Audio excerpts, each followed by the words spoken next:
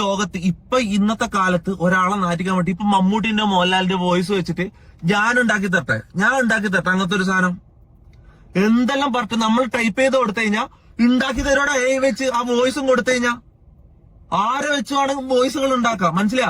ഇത് വീഡിയോയിലാണെങ്കിൽ ഓക്കെ വിശ്വസിച്ചോ. ഈ audio clips ഇതെങ്ങനെ വിശ്വസിക്കും? ഇതെങ്ങനെ നിങ്ങൾ വിശ്വസിക്കുന്നത്? ഇത് കുറെ ആൾക്കാർ വിശ്വസിച്ചിട്ട് ഞാനത് ചെയ്തെന്നും പറഞ്ഞു നിൽക്കാം, ഞാനത് പറഞ്ഞെന്നും പറഞ്ഞു നിൽക്കാം.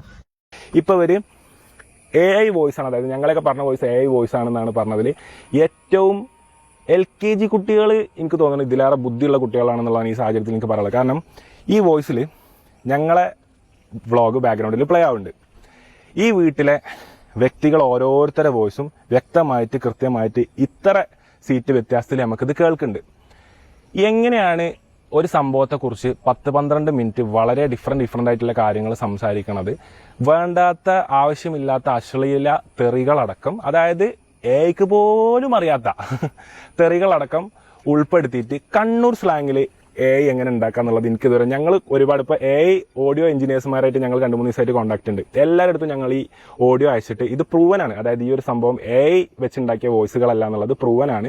ഇവരിതിന്റെ പിന്നിൽ സംസാരിച്ച കാര്യങ്ങളൊക്കെ ഞാൻ പറഞ്ഞേ ഓഡിയോ എഞ്ചിനീയർമാരാണ് ഇതിന്റെ പുറകിലിരിക്കുന്നത്. അതായത് ഇപ്പോൾ പണ്ടത്തെ പോലല്ല, നിങ്ങളൊരു വീഡിയോ ചെയ്ത് കഴിഞ്ഞാൽ അത് എഡിറ്റ് ചെയ്തിക്കണോ, അല്ലെങ്കിൽ നിങ്ങൾ അതിൽ കുത്തിക്കയറ്റിക്കണോ, അല്ലെങ്കിൽ നിങ്ങളത് മാറ്റം വരുത്തി ഉണ്ടാക്കണോ എന്നൊക്കെ അറിയാനുള്ള ടെക്നിക്കുകളും സോഫ്റ്റ്വെയറും സാങ്കേതിക വിദ്യയുള്ള 2026 സൈബർ ലോകത്താണ് നമ്മൾ ജീവിച്ചു പോണത്.